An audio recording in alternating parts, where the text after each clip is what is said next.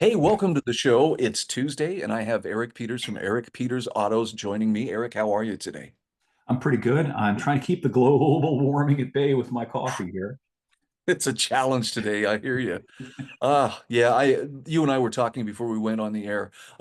Something about age, man. The older I get, the wimpier I get. I don't like cold at Yeah. all. Yeah. You understand why people moved to Florida. If it Give weren't me for the the heated mosquitoes seat. and the fact that it's flat, I would consider it too. So, there's so much to begin with today, but I want to start with something that I know is on a lot of people's minds, and that is, the immigration enforcement stuff is it's a big deal, and the protests and basically the friction and contention. If you want to find where it's at its hottest, it's usually around immigration enforcement. Talk to me about your take on getting the American public comfortable with the idea of government agents, federal agents showing up and snatching people off the streets. Yeah, I think we're being manipulated. And I think it's being done in a masterful way. I think if this were about immigration, or I should say illegal immigration, about which many people, including myself, are troubled. We don't like the idea of the country being flooded by random strangers, and in particular, of this situation in which you and I are expected to obey every rule, including paying taxes and having car insurance, all that. And millions of people who just come here are able to dodge those things and do it with impunity. And I think frustration with that is one of the reasons why Trump got reelected, because we wanted something done about that. I don't think that's illegitimate. I do worry that the way it's being addressed right now is potentially very illegitimate in that, just as a logistic matter, the idea that you're going to use government agents and vans to round up how many 10 million people and deport them, that just doesn't parse. It doesn't make sense to me. So why don't they do something such as, simply say, look, if you're in this country illegally, you don't get government benefits. Very Yeah. straightforward. You don't have to have baklava clad goons with automatic weapons to address the problem. Just a legitimate reason to be availing themselves of government services. Go after these companies that are employing people who aren't properly here. That would be a simple and effective way to deal with it. On the one hand, the people who we don't want here, the moochers and the parasites, would leave because there's no longer any mana reigning from Washington for them. And the other people, who just want to work and want their slice of the American dream, I don't have a problem with those people. If they work and they're productive, that's no skin off my nose. That's an enhancement to our country, I think. So that's how I would have handled it if I had been the one making the decisions. But instead, we've got this business of these vans rushing up on people and these goons coming out of the van and grabbing people and throwing them into the van and disappearing. And I think it's a great mistake to regard that as going after immigrants. I think that is going after us ultimately. They are habituating the people to seeing that, to being comfortable with that, to that being our new normal in this country. And I am not trustful of the government. The same government that does this right now to these supposed immigrants could wheel around and do it to, and these are Trump's own words, the enemy within. Who is that exactly? Well, anybody who Right. perhaps criticizes Trump or the government or anything else that they don't happen to like. So I think it's a very perilous and dangerous thing that people should be more careful about sharing. I'm gonna risk angering some of my core listeners and people who have been following me for years because I know many of them feel very strongly about this immigration issue. But I have been very skeptical of, well, we need to build a wall on that southern border. We need a bigger, taller wall, and we need machine guns, and we need minefields, and blah blah blah. And it has never left me since the days of George W. Bush that all the talk about turning our border into something that would rival North Korea's border can turn on a dime. And it all depends on which way are the guys on top of that wall, assuming you have guards. Which way are they facing? Are they facing inward or outward? Because just that easy, that wall to keep everybody from coming here and stealing our dream, could be used to create a prison to keep Yep, us that's in. that's very well said, and I think that a lot of people who support Trump, forgive me, I don't mean to be disparaging of them. I don't think they're malicious or not well intended, but I think that they can often be short sighted. A presidential term is 4 years. We don't know what's going to happen come 2028.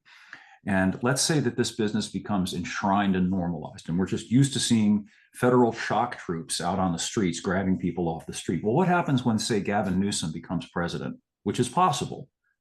I don't think they're going to like it very much then. We got a taste of what the federal government can do to people during the pandemic, didn't we?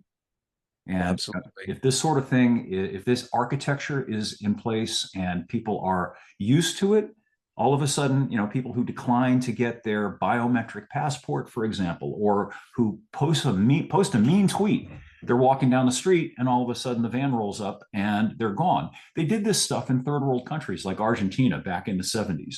And if you go back a little farther, they did it in Germany. That example of, I know it sometimes feels like the point's being belabored, but it's no less true for being so. There's even a term for it in German. It's called night and fog, or Nacht und Nebel, and it meant that people would just disappear into the night and fog. No due process, no normal judicial proceedings. Just they got snatched off the street and taken to God only knows where. I think you're sounding a very timely warning. Whether people accept it or whether people receive it well or not, I guess is kind of on them. But you're right, Eric. What we allow government to do, or heaven forbid, what we celebrate government doing to others, we have to understand. If you're letting them do it, you're setting the precedent that it can be done to you, depending on who's in charge. Yep, So, I think so so. declare. And the astonishing thing to me, given the recent history, is that the same people who are so rightly outraged about the Biden administration using the power of the federal government to suppress wrong thinkers, like you and I, to strong arm social media to prevent people from expressing their point of view and even going after them in more aggressive ways than that. And now that it's being done by quote unquote our side, somehow it's okay. I think what we're doing there is very, very dangerous because we are ceding our moral position.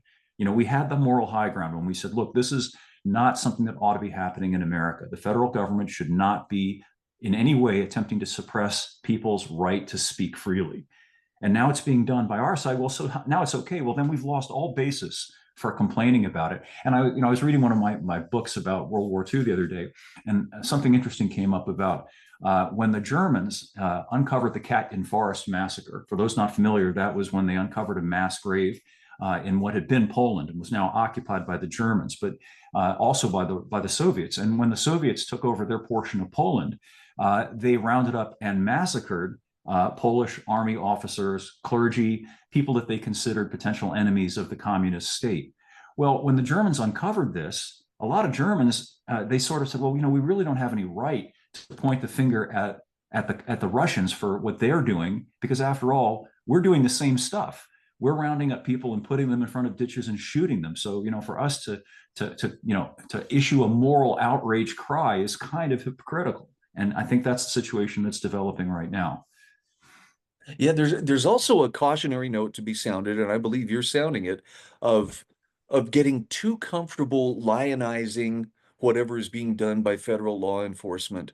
Um, there, it turns into a kind of worship, or at least we're convinced to put whatever these federal agents are doing above reality itself. In other words, don't question it.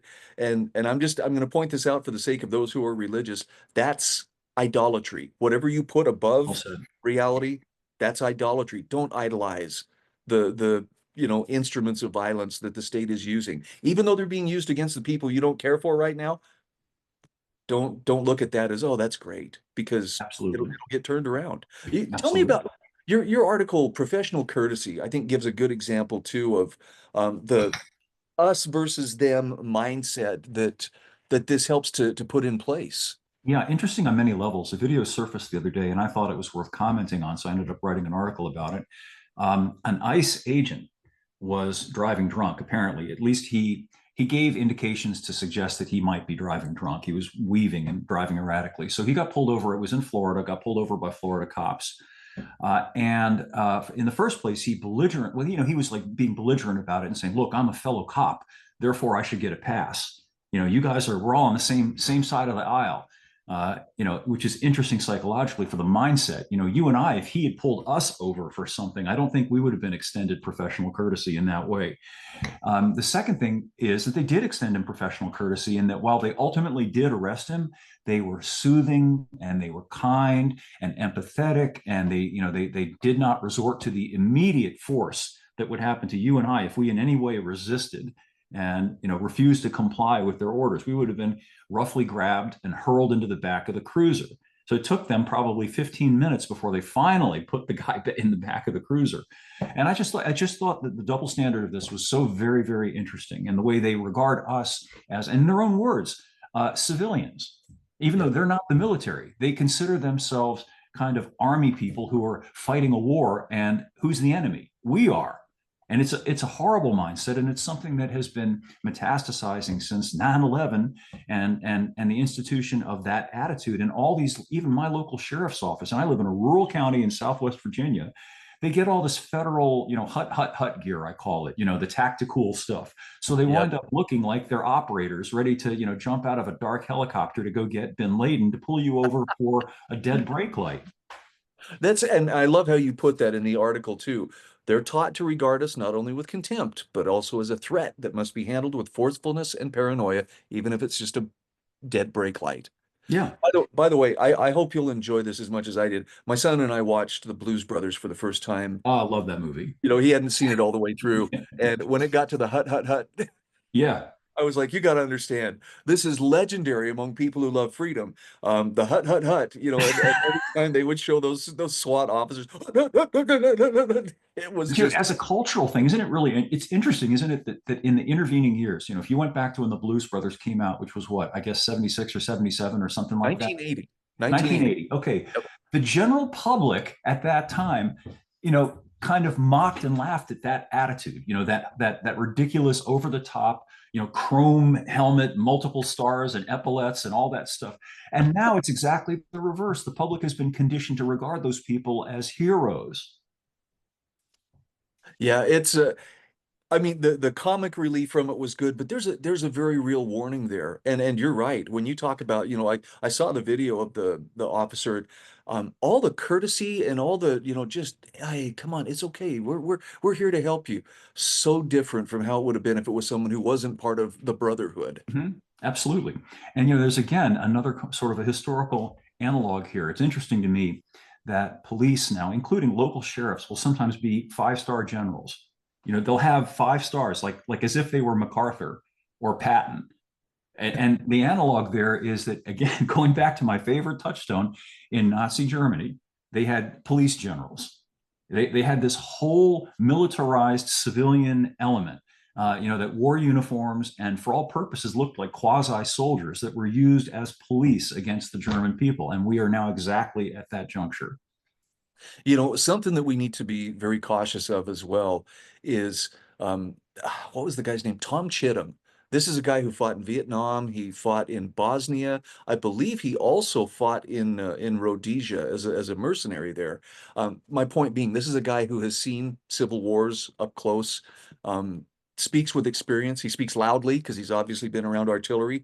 But he warned, this is 30 years ago, he warned in his book, Civil War II, you will know that you're close to serious conflict when you cannot tell your police from soldiers, the way they dress, the way they act, and when you see their police stations under siege, which I'm throwing that out there just to say it may just be, ICE facilities for now, but I think we're getting close to that point.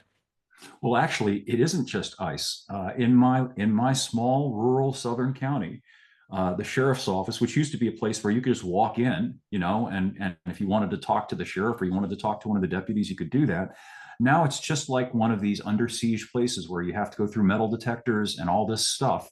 Even though, again, it's paranoid, there's zero reason for it. Nothing has ever happened in my county to justify that degree of heightened security and fearfulness of the population.